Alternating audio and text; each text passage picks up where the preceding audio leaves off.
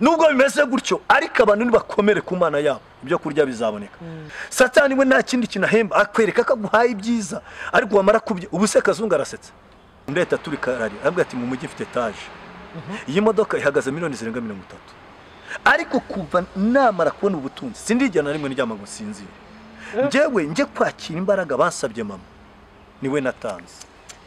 Harabwa ati nta kibazo ngo umwana wo mu ngo hita bamuca umutwe baramurya. N'umutwe barawurya umubiri wose barawurya. Zaburi ya mbere. Amahoro y'Imana nshuti zacu, amahoro y'Imana nshuti z'umusaraba, umwami wacu Yesu Kristo ashimwe. Turabashuje mu izina ry'umwami wacu Yesu tubifuriza amahoro y'Imana aho muri hirya no hino ku isi. Hari abantu bari mu Rwanda mudukurikira, mudukunda, tujya tubibona, mutwandikira, muduhamagara. Imana y'amahoro ibahe umugisha. Hari umuvandimwe, hari abavandimwe bari i Kigali, abari i Burundi, abari Amerika, France, amuherereye hirya no hino ku isi. Turabakunda, Imana ibagire neza. Uyu munsi twongeye kugira umugisha, tugiye kubana na nkuru nziza nkuko bisanzwe, umukozi w'Imana, umuhanuzi. Nkuru nziza Yesu ashimwe. Yesu nayo. Basuhuza abantu. Turabasuje mu izina rya Yesu. Hari umuntu kubonye ari ubwa mbere. Hari umuntu kubonye ari ubwa mbere bamwibwira nkuru nziza ni muntu ki? Nkuru nziza ni umuntu umaze imyaka 23 mu buhanuzi. Mu gakiza muri make. Cyangwa mu buhanuzi. Ubundi agakiza wakakire ryari? Nakakire kera. Nakakire kera. Ariko sinagenda mbyumva ariko Imana igiye kumfata neza imfatisha ubuhanuzi. Mu buhanuzi.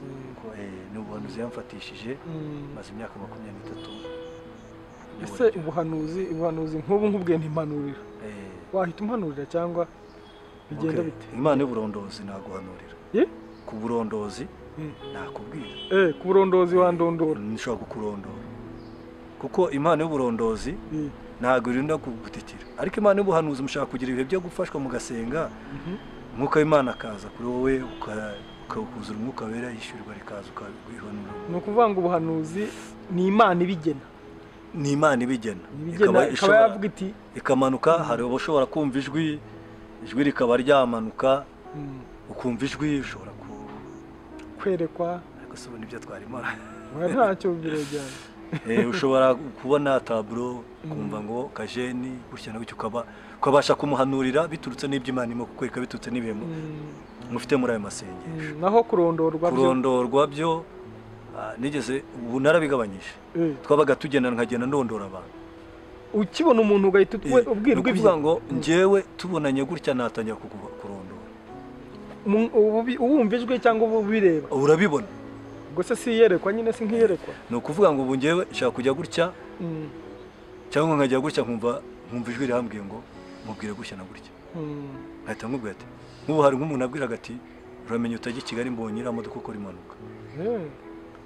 Yabirengaho ubwo ari muri zivuze reka mbireke umuntu wese muri iki ahubwo ijwi rihambwiye ngo uzajye i Kigali ejo cyangwa akavuga ngo ahagarika subone ngo buhanuze mugiye ngo nibyo nyine hari ibyo mbwira bigasora ngo ariko ngo reka ngo Imana ngo irabizi nta kuva mu kabuga kamusha ngo uziko nari mpfuye ngo ariko ndagarutse. Urumva rero ni ubwo buryo biterwa nuko Imana igusanze kandi kuba yakubwira ukabasha kubwira cyane ko Imana y'uburondoza kenshi ishingiye ku kwatuza nk'ibyaha. Ajya nk'umuntu aba yakoze nk'ibyaha mu masengesho Imana ikagenda ihishura ibye. Ndetse ko muri iki gihe ubwira umuntu ati Imana inyeretse ubusambanyi wenda fiancé waraho ubukwe bukabara cyangwa umugabo we n'ubundi hari abantu kera najyaga ndondora amakupure atamanga Imana inyeretse waracinye mu mugabo wawe ati Imana imbabarire. Umugabo bamara gusohoka ati n'uburyo nakujyanye kujyana n'uko Imana ivuga. None umugabo akayamuzanye umeze nk'uje kuraguza. Ariko ubu ngubu Imana irabikwereka ukati ibintu ukamwangura ati ntuzongeye gukora ikosa ariko ukamwegera. Ati uriya mugabo wawe wamuciye inyuma. Urumva ni Pawulo yigeze avuga ngo nimba nsengesha umwuka nzasengana n'ubwenge. Urumva niyerekwa n'uburondozi ariko burimo n'ubwenge. Kuko na Natani niko yabikoze. Yasanze Dawidi ngo yafashe mukaburi yaramusambanya yica na Uriya. Ariko amugeze aramugezeho aca hirya kimigana. Urumva kuki atayisa amubwira. Ariko byarangiye n'ubundi abwe ngo ni wowe ariko yari yamaze guhondwa n'umwuka. Imana igumugisha. Hanyuma mu myaka 23 ni ingahe irenga uri mu buhanuzi, ni iki kintu wigeze uhanura kigasohora? Ikintu nagiye mpanura kigasohora kimwe wenda gusa uzirikana cyasohoye. Yego. Ku bantu se yaba ku bantu, yaba ku itorero, yaba ku gihugu? Mu bintu byinshi zinanuye ni byinshi. Wa kimwe gusa byinshi, ariko reka mvuge kimwe. Nahanuye ku kintu iki covid coronavirus. Bari mu masengesho iminsi 12 tuyashoje, ndabibabwira wenda uzambwire ngene nkabona bibwiye. Ndababwira ngo mbere bitari byana ariko sinavuze ko ari covid, naravuze ngo hagiye kuza icyorezo kizoreka ukomeye kuva ku mwami kugera ku hasi uciriritse, kandi bizatuma abantu bose bahamamaza batazasohoka, ku buryo no gusuhuza umuntu bizakugora. Ubibona, wabibona byaje nk'iyerekwa cyangwa wumvaga arizwe? Okay, nazo tuba dusenza 10 byaje mu burondozi gutyo, bibwira gutya abandabwa ati rero muri muranga gusenga turabamagara ngo dusenge, ariko baye nicyo gihe niwo munsi wumva we bikuje no kugomba kubivuga, niwo munsi wa nyuma tugiye gusenga, ntago muzongera gusenga, buri wese agiye guhamuwe ikintu kirangiye, teretse ibyo birangiye. Nyuma y'ibi ngibi noneho nyuma nibwo banyorezaga message n'ibiki byose, ariko nagenda nabivugaho kuri za betse ko jewe ntago namenyekanye ku YouTube, namenyekanye nyuma, namenyekanye muri covid itangiye, nibwo abantu bamenye ku mubwiriza. Hanyuma turakwishimiye, tuguhaye ikaze. Hari message udufitiye uyu munsi cyangwa ufitiye itorero ry'Imana? Message mbafitiye uyu munsi, nigeze mbona abantu barushije ko bameze nk'ibikoko. Reka dusenge, reka ngusengere, hanyuma Imana gukoresha ibyo ishaka ko ukora mu izina rya Yesu. Data, mu izina rya Yesu Kristo rikomeye, tuje imbere yawe, turagushimiye uyu munsi wari uwuzi, tuguhaye icyubahiro aka kanya, turagushimiye mwami mwiza, yemerera amaraso ya Yesu atugote, turaritse Imana Data, Imana Mwana, Imana Mwuka Wera, kugira ngo bibigota hano. Ijambo ryawe rirambwira ngo aho babiri cyangwa batatu bateraniye, Umwuka Wera aramanuka akabana nabo. Yemerera umukozi wawe umugotesha Umwuka Wera, yemerera ibyo tugiye kuganira, ibyo tugiye kuvuga ntaba ari ibyacu, ahubwo bibe ihesha izina ryawe icyubahiro. Tugirire neza, icyo duheje n'imbaraga zose z'Umwami, n'imbaraga zose zirwanya umurimo wawe, mu izina rya Yesu turazikubita hasi, ibizarwanyira ijambo ryose bikurwe n'amaraso Yesu. Kandi dusengeye imitima iryakira, imitima izaryakira, imitima izaryumva, kugira ngo mu izina rya Yesu Kristo rikomeye ribabere urufunguzo rwo kugera ku byiza no ku mugambi wawe. Icyubahiro cyawe kikugarukire, ishimwe ribe ryawe, byose mbisabye mu izina rya Yesu nizeye. Amen. Karibu umukozi w'Imana. Ibintu byose bishingira ku ijambo ry'Imana. Mbere yo kugira ngo dutange message cyangwa dutambutse message, reka dusome igitabo cy'Abami, Abami ba kabiri ibice 6. Wenda uhere kuri 26, tubanze twumve izo nkuru, uraza gusimbuka unasome ibice 7, ariko banza usoma. Reka dusome mu izina rya Yesu. Abami ba kabiri ibice 6, murongo wa 26. Ngo bukeye umwami w'Abisiraheli anyura hejuru y'inkike z'amabuye, umugore aramutakambira ati ndengera nyagasani mwami. 27. Aramusubiza ati Uwiteka natakurengera, ibyo kukurengera ndabikura he? Ndabikura ku mbuga cyangwa mu rwengero? Umwami aramubaza ati ubaye ute? Aramusubiza ati uyu mugore yarambwiye ati zana umwana wawe w'umuhungu tumurye none, ejo tuzarya uwanjye. Nuko duteka umwana wanjye turamurya.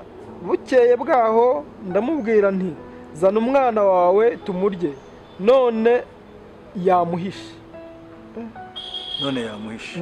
Umwami yumvishe amagambo y'uwo mugore, ashishimura umwambaro we, ashishimura imyambaro ye, kandi yagendaga hejuru y'inkike z'amabuye. Abantu bamurebye banyuza mu myambaro icitse, babona yambaye ibigunira ku mubiri we. Nagira ngo tubwire abantu badukugeze gute badukurikiranye. Iki Bibiliya isobanura iki ni igihe cy'uko Siriya yafashe Samariya. Kuba ibigirwamana n'ibyaha byakozwe byatumye Imana iva hagati yabo, abanzi babo babagiraho ububasha. Buriya turagira ngo tubwire umuntu uruzitiro rw'umuntu rumubaho kubera ko ari hafi y'Imana. Uruzitiro Imana ikamushyiraho uruzitiro kubera ko ari hafi y'Imana, uburinzi bw'Imana. Ariko akenshi uko umuntu agenda arushaho kuba mubi, ko agenda akora ibyaha, ko agenda yimika ibigirwamana, ko agenda yinjira mu byaha by'ubutinganyi n'ibindi byaha bikomeye, uko agenda arushaho kuba mubi niko agenda akenshi na kenshi niko agenda Imana imukuraho amaboko. Rero kino gihugu Imana gikura amaboko biturutse ibigirwamana binjije ibyaha bakoremo, ibitume bibabaza Imana. Noneho ngo abasiriya babagiraho ububasha, babarusha imbaraga. Noneho abasiriya baravuga ati ntabwo dushaka kuzihemukira, ntabwo dushaka kuzamena amaraso, turashaka ko bazapfa, bagapfa bose bagashira, ariko nta n'umwe tugize gute dushizeho inkota yacu. Barabikora. Ngo Siriya igota Samariya, hose barahagota, bahashyira ibirindiro kugeza igihe Abisiraheli batabashaga kuba basohoka, ngo nta winjiraga nta wasohokaga. Ni ukuvuga ngo bari ibyo mu gihugu birashyira. Bimaze gushira birangira, noneho abashyira babagose. Noneho bamaze kubagota, Bibiliya asobanura ngo bamaze gusonza, ngo baryaga amahurunguru y'inuma, bakayatega gutya. Kandi nabwo ngo yagurwaga amafaranga, tuvuge wenda nk'amafaranga 80, yari nk'ibihumbi nka 800 by'iki gihe kugura amahurunguru. Ese ayo mafaranga yo yavagaye? Ngo bagezaho noneho ngo indogobe umuntu ayitwaye, urumva indogobe zatungwaga abakire, ubwo ba Rwanda rw'upfi bo barapfaga. Indogobe ukayitwara, noneho wamara kurambirwa, ubona ko noneho nta kindi rubikorere, ngo afata indogobe bakayirya. Yamara kwirya ngo igihanga cyayo cyaguraga 80,000. 80,000 ni nka miliyoni, njyango wenda nka ni amafaranga menshi. Reka twe kubyabara gutyo ko sinabigeranyije, keretse ngiye nkabikurikirana. Ariko yari amafaranga menshi, urumva nabwo wakiguraga yabaga ari umuntu ukomeye. Kugeza abantu inzara ibica, kugeza abantu basonza, kugera mu rwego ibintu byakomeye, batangira kuryana.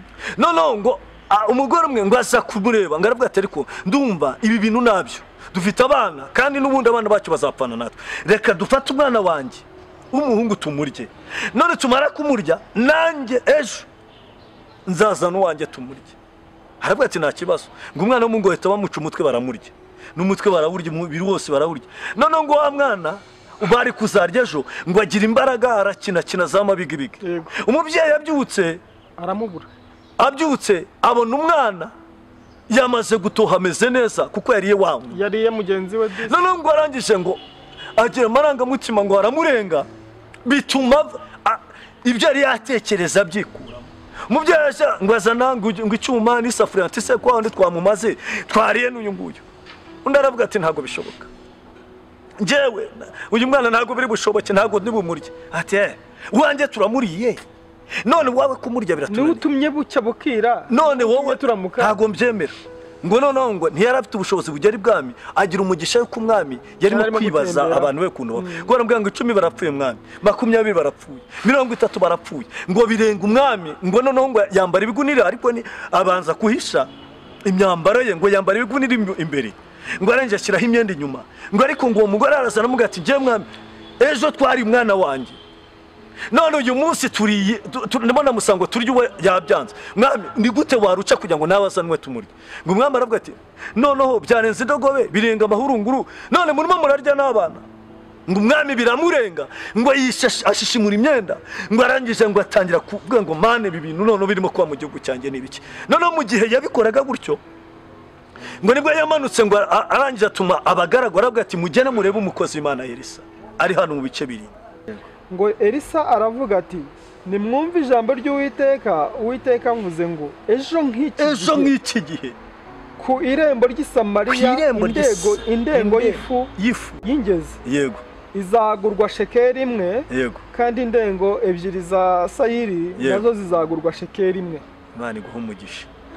Uribuka ko umwami yaramubwiye ati ku mbuga nta kintu kiriyo, ku mbuga byarashize, muri stoke birashira. None Imana yo mu ijuru nitakurengera, nge ndakumarira iki?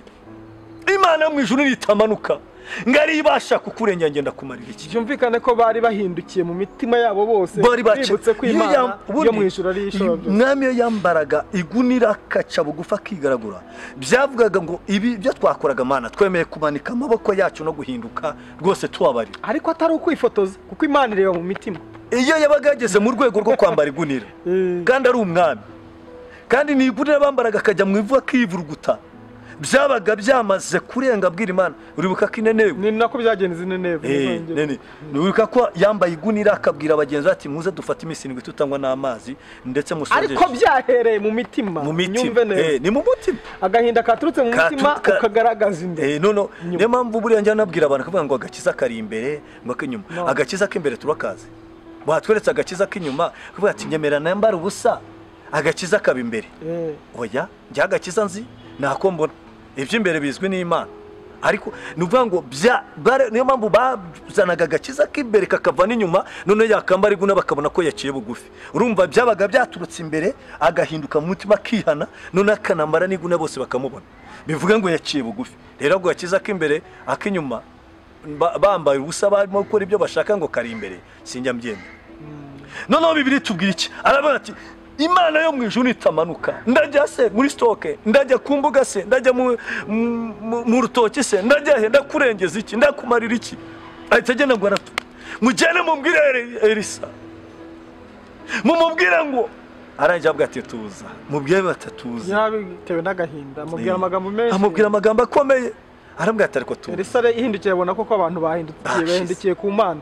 Baciye bugufi. Bigirwa Mana babivuye, babiretse, bahindutse, none barashaka Imana ari barengera. Mu guca bugufi kwabo aravuga ati tuza. Imana ikimubwira, ntabwo Imana n'ubundi yakubwira no batamaze gukira mu mitima, atamaze guhinduka, atamaze kureka ibigirwa. Nuvuga ngo niyo baba bashyize imbere. Imana mu ijuru nitakurengera, nge nakurengeza iki? Urumva neciye bugufi, yamenye ko ari ishoboye byose. Ubundi umuyobozi w'abandi buriya niba nshumbye itorero, buriya hari ahantu nshumbye hariya murera umurimo kuri EPR. Ariko uko niba mbabwiye ngo bagere gutya, vuga ati mugere gutya, bose barabikora. Muduhe Imana icyubere turyame, bose bararyama. Dusimbuke, bose bagira gute? Kuko ninjye muyobozi kandi ndabashumbye.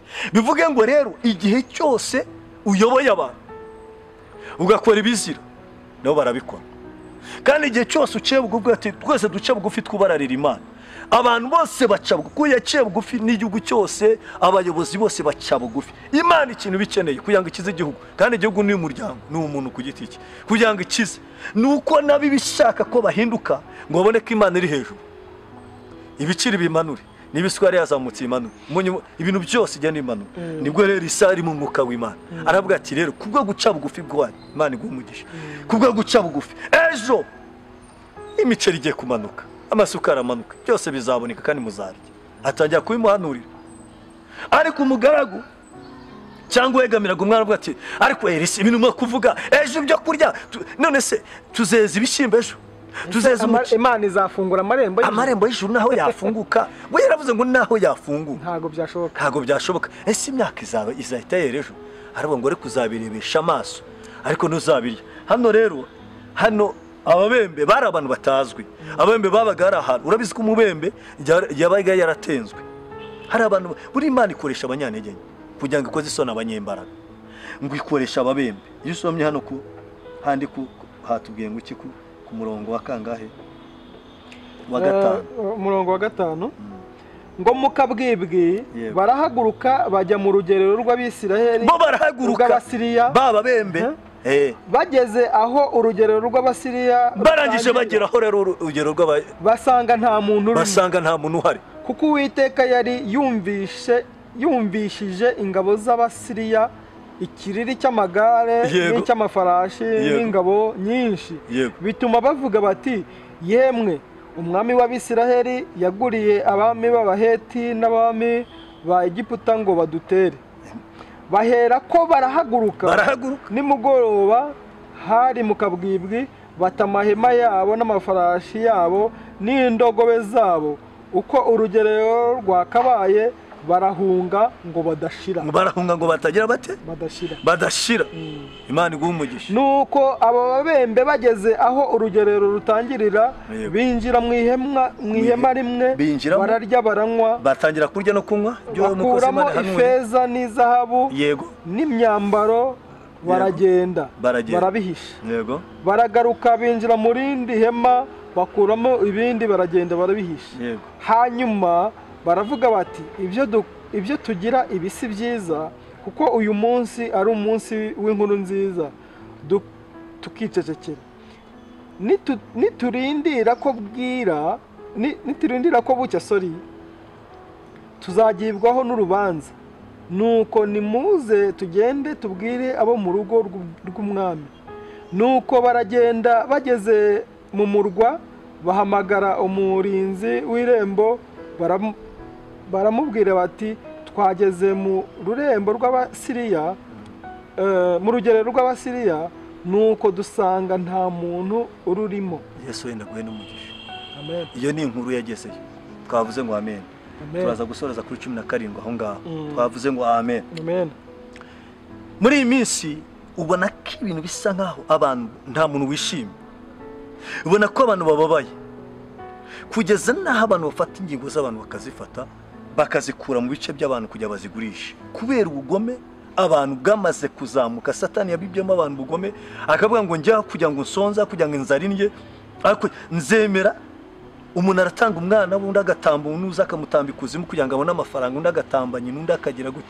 Ejo nababajwe n'umubyeyi, yari afite imodoka nziza cyane, ari umuntu ukomeye, afite imodoka nziza. Hacaho umumama wicurizaga inkweto, abonye imodoka ahita avuga ngo mbega imodoka nziza, ariko nta kindi yagombaga kuvuga, ahita atambuka ajya mu nkweto. Ariko umugore wari uri muri n'ubusa, ari umugore w'umusirimu cyane, uri mu modoka, yatambutse mu isoko, aragenda asanga uwo muntu, kandi n'umuntu dusengana. Arangije anamubwira ngo abonye imodoka yanjye. Undi ati niwe wari uyirimo se? Ati numvisha amagambo uvuga. Undi ati ni njye wari uyirimo. Aravuga ati iriya modoka, ati ni nziza pe. Ati nukuri, ati nanjye cyaba kayimo. Umwama ahita aturika ararira. Nyiri imodoka araturika ararira. Aravuga ngo iyo ucuruje inkweto wunguka ngahe? Aravuga ati njye ncuruza inkweto, hari nshobora gucuruza 2, hagura ifu ngunguka 2, nkaba nagura nk'ifu ikiro wenda cya 800, nkagura inyanya, nkagura indagara, nkagura utuntu twose, ashyira abana tukarya. Ese ibyo biro byungutse mu kabirya, uryamye umera gute? Urasinzira cyangwa usinzira? Ati rero mbaza kubijya ndasenga, ndaryama nkisinzirira. Undi ahita aturika ararira. Aravuga ati mu mujyi mfite etage, iyi modoka ihagaze miliyoni 30. Ariko kuva namara kubona ubutunzi sindigena rimwe ndyama ngo sinzire. Njyewe nje kwakira imbaraga bansabye mama, niwe natanze. Nagarutse mu rugo mama yabayeho vuba mu gihe cyashize. Mama nagarutse kureba mama, sanga mama yapfuye. Sanze mama yapfuye, yasanze mu nzozi ndyama. Arambwira ati mwana wanjye wanyiciye iki? Fata iyi foto. Amwereka ifoto, uyishyira mu modoka yawe, igihe cyose ujye uyireba umenye ko wanyishe. Nutayishyiramo nawe nzagukura mu mutima nk'uko wabumuye. Yafashe ifoto ayishyira mu ntuza, igihe cyose ahora areba ifoto yagiye. Niyo twayagenda mbega iri buri tabure kwa kuri kakana, ahora areba ifoto nyina akahita yibuka urupfu rwanjye.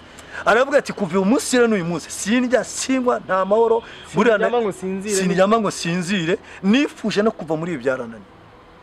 Ati wowe rero ubasha kugenda ukirira ugakora 2 byawe, ijya 2 byawe. Icyo nshatse kuvuga ni iki? Ubu umuntu bita Kazungu gerageze mu rwego afata abana bakobwa akabasambanya, amara kubasambanya. Nabonye inkuru sinzi ifite 100%, ariko hari n'abandi bameze nkawe bagikora mu ibanga, kandi Imana izakomeza guhishura. Ku buryo umuntu afata ibice by'umuntu kubera gushaka ubugome bw'indangakamere no gushaka umuntu kugera aho ashaka ubutunzi n'amafaranga, kugeza aho afata ingingo y'umuntu akayifata akajya gute akayigurisha kugira ngo abone iki, ibindi akabiryaho abandi akabarya. No nabonye kuri tube ngo hari naho yafasha abakobwa ngo 2 ngo arabafata arabateka, kugeza naho afata umuntu kugira umutima uhinduka, kugera aho umuntu afata undi akamufata akamurya. Ubu umuntu nta muntu ugitaha samuye, urataha umuntu akaza akagushyira umwana. Ndatwawe umwana w'umunyonzi yantwaye, ndamuga ngo minomero yanjye ntwarira umwana. Arambwira ati njyewe nagiye ngurutya umuntu ndamutwara, araje ashinga iki cyuma mu mugongo. arambwira ati kuramo telefoni ukuremo n'amafaranga cyangwa nkwice. Nakuyemo telefoni n'amafaranga ndayamuha. Nuvuga ngo Bibiliya avuga ngo mu minsi imwe ubugome buzaba bwinshi, abantu bazabagome, kugeza aho umuntu afata umuntu ari umuntu akamufata agacanira inkono akamurya akamugaburira umugore n'abana. Nabo byari bigeze kugera aho umuntu afata umuntu akamurya. Ese tukiri aho, tukiri ku nkuru y'akazungu, nimba warigeze uyikurikirana buri cyangwa se ubushishozi turakuzuza kuri biriya kazungu yaba ari abiterwa n'inzara cyangwa hari abapfumu bamutumye birebire?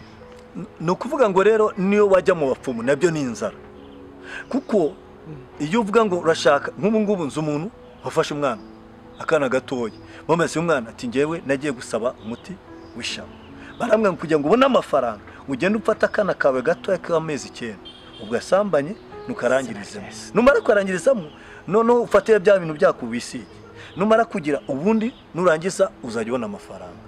Akajya agenda agafata akana kuko akarangirije amezi 9 kugira ngo abone iki ubutunzi. Si ukubera iki, nukuvuga ngo Satani arabibiburamo abantu ubugome, akashiramo ubumuntu akabumukuramo kubera inzara n'ubukene n'ubugome, none agafata wa muntu akamwereka wa mwana kaba baramufashe bakabagenda ikabira mukati imyaka 25.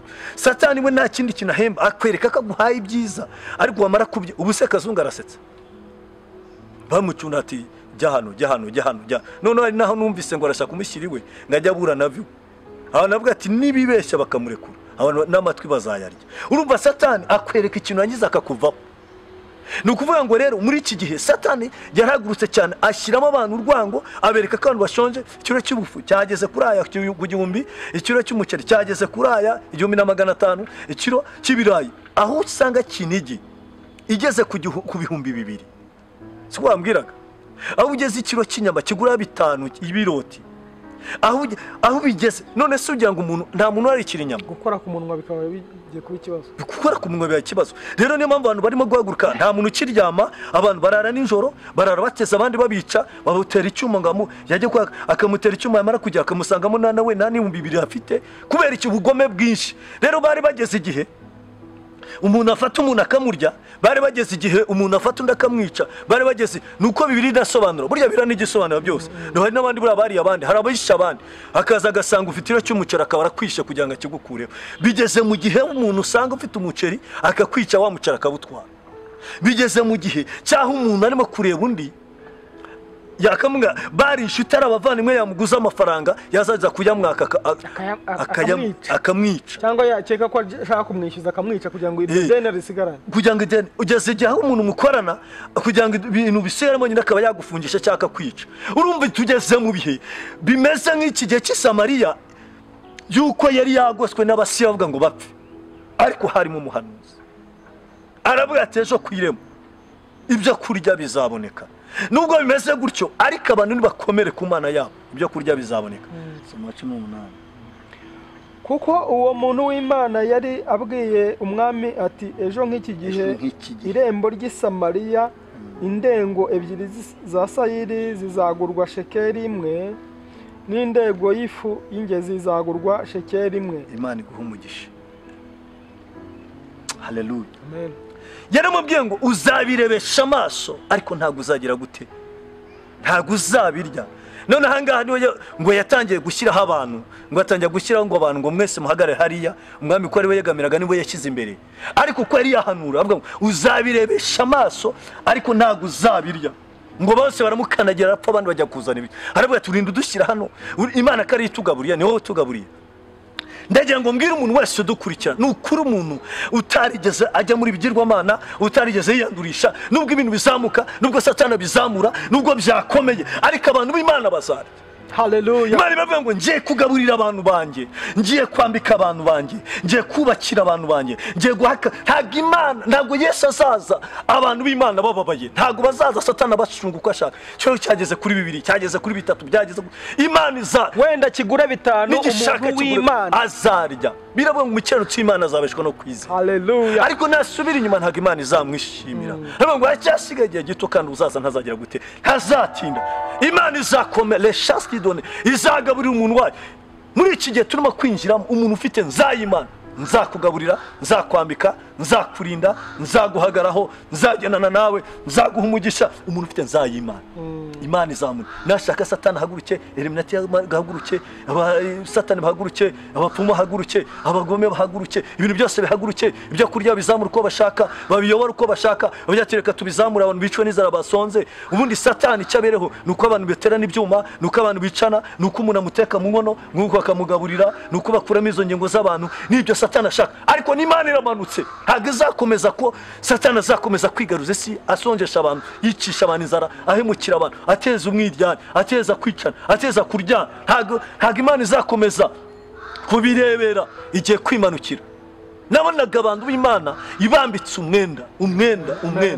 Mbona abantu bafite icyo bitaga impago, bafite n'ifumbari, bimwe bashyiramo impamba ibyo kurya cyangwa amazi. Imana inyereka abantu bayo bambaye imyenda y'imyeru y'abashyizeho ibimenyetso, abayo batarimo kwiyandurisha bino bintu. Nagashungurwa kagiye gitoya, ariko umuntu uzahagara neza akihagara akavuga ati inzara n'ubwo inzengereje. Nigeze nigisha icyigisho kivuga ku Satani ashaka ko abantu bose ngo arangije ngo azamura mu bice bine muri Luka, ngo azamura Yesu ngo amushyira ku songero, araba ngo bira byose mbigabura washatse n'upfuka mukandamya. Umuntu ageze mu rwego avuga ati wege nushakira abantu batanu bakuremo imitima, genda ushakira abantu, genda ukore gutya, genda ubikore gutya, genda ufate umuntu umurye kugira ngo uzamure, genda ubikore gutya, n'upfukamye ukanda umusambanye kugira ngo n'amafaranga usamanye umwana wawe ubikore gutya. Ariko n'upfukamye ukandamya, bira byose ni ibyanjye kandi mbigabira uwo nshaka. Nuvuga ngo Satani yamaze kuzamura abantu,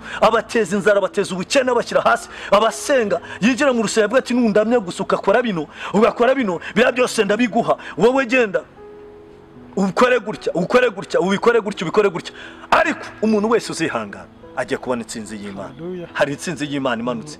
Twebwe turababwira bino kuko ubutumwa twabwiwe, kandi ibi byose turimo kubwirwa. Nubwo Satani yakomeza kubizamura, nubwo ibiciro byazamuka, nubwo yasondesha abantu, ariko Imana izatugaburira, Imana izatubeshaho, kandi izatugira neza, kuko igiye kuduha. Abisese bari Imana barahingaga se, baracuruzaga se, ariko Imana yamanuraga mano bakarya. Iyi n'igihe bashatse inyamira zibaha, imware bose bararya. Rero igihe cyose Imana izaduha mana. Abantu ndabwira abantu ngo bihangane, bakomere bihamurwa n'isi, aho kugira ngo upfukame Satani kugira ngo aguhe ubutunzi, atume usambana, atume urya abantu, atume gukora ibintu by'amakosa. N'iki kubera Satani ashaka gufata isi. N'Imana imanutse kuganza isi, mwuka wagiye kuganza isi, yinjire ku bantu bayo batarandura, batarangirika. Ndagira ngo mbwire umuntu udukurikirana, niba ari wamaze no gutana, wari wahahamutse, garuka, kuko Imana ifite moneshasti. Imana ifite gahunda nziza yo gushyira ikiganza ku bantu bayo, kandi ikagabura abantu, ikambika abantu bayo. Niba ufite nzayimana, ufite ngo narakubwiye ndi Uwiteka, ndi kumwe nawe. Dore hano iramubwiye ngo ejo ibyo kurya bizagura ubusa, ibyo kurya bizaboneka. Bari bashonje, bababaye, bari hasi. Iravuga ngo ibyo kurya, ndetse umwana anavuga ati ntago byashoboka, akomera umunyacyubahiro yegamira umwami. Aravuga ngo wowe uzabirebesha amaso ariko ntuzabirya. Ndagira ngo tubwire umuntu wese, niba wihanganye, komera, utazabirebesha amaso ariko ntubirye, ahubwo gira kwizera gutandukanye n'uko wari ufite. Biravuga ngo umukiranutsi azabeshwaho no kwizera. Gira kwizera gutandukanye n'uko wari ufite. Niba ari byo wari ugiye kujyamo, niba ari byo wari ugiye gusinyira, niba ari byo wari ugiye kwinjiramo, niba bari bagiye gushyiramo. Ubu ngubu abantu benshi bamaze kubikwa kubera inzara, abantu bashonje. Ariko ihangane, hari icyo Imana yagiye ivugana nawe. Imana icyo yagiye ivugana nawe, Imana yakubwiye ngo nzaguha akazi, nzakuzamura, nzagushyira. Imana igenda ikubwira ngo nza. Mu bihe nk'ibi bikomeye Satani yamaze kunamura abantu, yamaze gushyira abantu hasi. Aragira ngo anamure abantu b'Imana baca intege, abashyira hasi. Buri muntu wese atangire, hari andi majwi amuzaho ambwira ati nawe wakora biriya, wafata ingingo nawe, wakica abantu, wafata umuntu, mbega wajya mu bapfumu bakaguha amafaranga, wabikora kuri. Niyo mpamvu Satani yamanuye abantu, abakinegera, abashonjesha, ibiciro birazamuka, ikiro cy'umuceri kirazamuka, ikiro cy'isukari kirazamuka, ibintu byose bikazamuka, amafaranga aragenda arabura, kandi ibiciro birazamuka. Rero arimo aragenda yinjira no mu bantu, avuga ati wowe waza tugakorana. Twamara gukorana, ukemera ukaza tugakorana, wowe ukagira ugakodesha nk'uko kazungu yabyagize, ugakodesha inzu, ukagizana abakobwa ukabashyiramo, ukabakuramo imitima, ukabakuramo impyiko, ukajya bakuramo, kugira ngo nawe ubashe kubona umugisha. Rero Satani yateyemo abantu, abateramo ubugome, azana ubugome bwinshi abunjizamo. ariko nanone ikimanuye Imana nuko abantu bafite nzayimana wabwiwe n'Imana ngo nzaguha akazi ndagira ngo ngubwire nubwo wasonze uyu munsi ariko ejo ku irembo ejo nk'iki gihe nasomye ijambo muri Zaburi 12:6 avuga ngo kubwa kunyagwa k'umunyamubabaro kubwa gusuhuza k'umutima k'umukene none ndahaguruka ndahaguruka ni kubiteka avuga ndashyira mu mahoro ubacunira ingoni bisomye muri Nawomi 2 haravuga ngo hari ijambo nasomye muri Nawomi 2 hari ijambo nakunze riravuga ngo Yuda we cyangwa Kajeni we komeza ibirori kuko umunyakibi atazongera kuza ahubwo atsembweho pe komeza ibirori byawe komeza wiringire Imana yavuganye nawe niyo mpamvu bavuze ngo nimuze turebe imbere dutegereze igitondo twiringire Imana yacu niyizakora imirimo izirukana Satani izategeka isi yose tuzanesha nidusaba kuko Imana igitwumvi ndagira ngo mbwire umuntu wese tuzanesha nidusaba yuko Imana igitwumvira. Amen. Ndagira mbwira umuntu wese aya mashyi yose gukena abana mu Minervale zabaye ikibazo ibintu byazamutse wigirira indijwe wumvira agumva nzayimana yavuze ngo uzarya igihe cyo kurya uzarya igihe cyo kunywa uzanywa igihe cyo kwambara uzambara igihe cyo kubaho neza uzabaho neza nubwo turi mu isi iteye ubwoba nubwo turi mu isi dukanga nubwo Satani yayitangatanze ndagira ngo nibutse abantu badukurikirana ntago Satani yigeze arema nta nubwo yazi kurema ahubwo akora mu by'Imana yaremye niyo mpamvu Imana ije kwigarurira ibyayo akazamura ibintu agakomeza ibintu yihesha icyubahiro. Satani nta kintu yaremye nta kintu yashyize we yaje kwangiza umuntu no kubabaza umuntu no kubabaza umuntu ariko Imana yo niyo yaremye akazi niyo yaremye amafaranga niyo yaremye ubucuruzi niyo yaremye ibintu byose nibya iraje rero ije gushyira abantu mu myanya yabo kandi ije gutesha agaciro izi imbaraga Satani arimo kuzamura n'abantu babi Satani arimo gukoreramo ije gutesha agaciro ibintu byose. Ndabwira umuntu wese udukurikira ni yihangana ibi byo bizaza ariko Imana nzayimana nzaguha akazi nzaguha amahoro nzagukiza diabete nzagukiza kanseri nzagukiza indwara zikomeye nzakuraho sida nzakura umuntu wabanye n'Imana ikaguha hagara kuri nzakubakira nzabana nawe nzakugaburira abana baziga uzagira umugisha urwaye igifu kizakira urwaye impyiko zizakira ihangana urwaye umugongo uzakira nzayimana igiye kugukiza. Nagira ngo rwose abadukurikirana bihangane bakomere kuri Kristo nkuko na Satani hari abe bamukomeyeho ariko nawe niba ukomeye kuri Kristo wigira andi majwi wumva wigira ibigutwara. Umuntu yigeze ntangaza yari umukozi w'Imana ageze aho aza kubwira abantu aravuga ati ngewe yavuye n'ikigeragezo gikomeye ashaka umugore ariko akazi karabura ubukene buragira inzu bamusoramo n'ibyari mu nzu byose barabitwara ajya kuyoboka umuntu ngo ndabyihutisha aramubwira ngo ndabizi neza kandi ari umukozi w'Imana hano urayerekwa ndabizi neza ko ujya kwaka amafaranga ubikora gute kugira nanjye njye kuyaka aramubwira ati nyine ngo ajya kuyaka Satani arabimwemerera pe aramubwira ati twe dufite ahantu dukura amafaranga umuntu waguhaga story byabaye byamubayeho ariko uwo nguwo byarangiye we unyirizi na se wabimbwiye ahubwo undi wabimbwiye ni ubizi neza babanaga basenganaga i Kigali arangije aramubwira ati ndakubwiza ukuri wowe uburyo wacyahaga amadayimoni amaguru agakomereka amatwi agacika uburyo wabatwikaga ugiyeyo ntago bakugarura kubera ko bahungabanyije ahubwo bakwihorera nibona ibintu byanze inzira zose zanze genda wiyahure nta kindi kintu Satani ahemba genda wishyire mu kagozi kuko ubuzima bwakunaniye byarangiye nabyo bimunaniye arongera aca bugufi abwira Imana ati Mana mbabare umuntu w'Imana abantu benshi bafite ubwoba abantu benshi barashonje abantu benshi bambaye ubusa abantu benshi Minervale z'abana zabuze ariko ni uburyo ibiciro byazamutse komeye gukora ku munwa biragoye kini igiciro cyageze ku 2,000 ibintu byazamutse ariko umukiranutsi w'Imana umuntu ufite ijambo hagiye kubaho ni uzarya ni uzambara ubu bifite nza kugaburira kandi hari benshi mufite ubuhamya ntago uzi ukuntu Imana ibigenza ese ubu ngubu tubayeho gute nibihangane ihangane umwana waziga ihangane nubwo wagiye mu bitaro bakaguca menshi kubera Satani uzamura ikigeragezo izayishyura izakwishyura ideni cya munana bazaguteza komera andi majwi yose yiyake ubashe kwiringira Imana. Hallelujah. Imana nizarangiza ibyaha. Imana iguhe umugisha mukozi w'Imana. Yego. Tugana ku musozo nagira ngo usengere abarwayi n'abashonje. Yego. Nicyo nibyifuzo bibiri, abantu bashonje n'abarwayi wenda n'ukunda umwuka wera kuyobora. Imana iguha umugisha.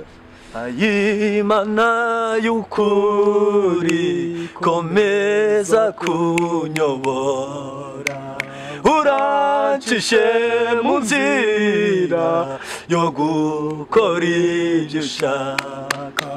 Mwami kubaho nagufite bintera ubwoba n'amaganya, ndetse byabasha kungeza no mu rupfu vuba. Risaya sanseregri ya fayma.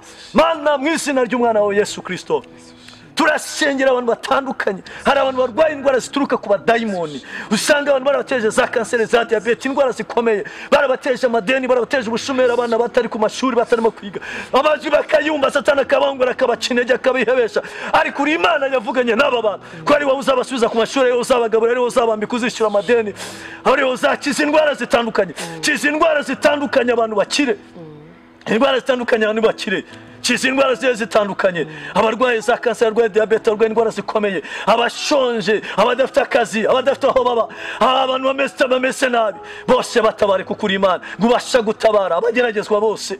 Nasobanukiye kuko bageragejwe ubasha no gutabara abageragezwa bose, kuko wababajwe wanyuze muri ibyo byose ubasha no gutabara. Reka imitima ya benshi yarihebye, abari bagiye kwiyahura, abari bagiye gukora amakosa, abari bagiye kujya muri izo mbaraga, abari bagiye gupfukamira abayari, abari bagiye gupfukamira izo mbaraga, abari bagiye kwiheba, abari bagiye wayabagarure kandi ubatabare. Tanga ubushobozi abafite za Imana bose no basubize. Dusenge abadukurikirana bose, tubangamiye Satani, tubangamiye n'amajwi, tubangamiye ibicinege, tubangamiye abasubiza inyuma, amajwi yose abasubiza inyuma yose tuyakubise hasi. Ijambo rya nirigwire muri bo, ijambo rya nibagure kandi nibatabare, nubarengere, nubasubize mu izina rya Yesu. Ugenda ubikora kuko uri Imana, urakoze byose.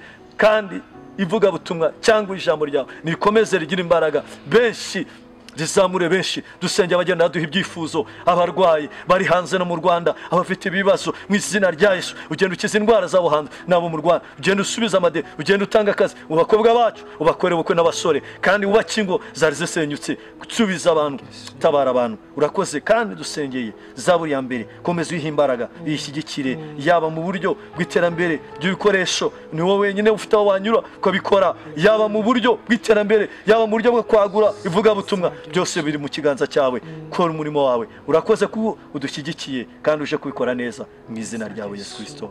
Amen. Imana y'amahoro iguhe umugisha. Nawe wari udukurikiye kuri Zaburi ya mbere TV, Imana iguhe umugisha. Turagusaba inkunga nimba ari ubwa mbere. Inkunga ya mbere tugusabye, kora subscribe kugira ngo ujye ubona notification mu ba mbere, kugira ngo tubashe kwagura ubwami bw'Imana. Share, comment na like. N'ikindi kintu cyose Imana yagushoboza, inkunga Imana yagushyira ku mutima, twayakira muri izo nomero ziri hasi. Hari na groupe ya WhatsApp mushobora gufollowinga. Ikindi mbibutsa nuko Zaburi ya mbere TV tujya tubafasha mu mavideo atandukanye, live streaming, amafoto meza na video zisanzwe, yaba mu bukwe yaba mu birori bitandukanye. Imana ibagirire neza, turabakunda aho muri hirya no hino ku isi. Murakoze cyane. Zaburi ya mbere.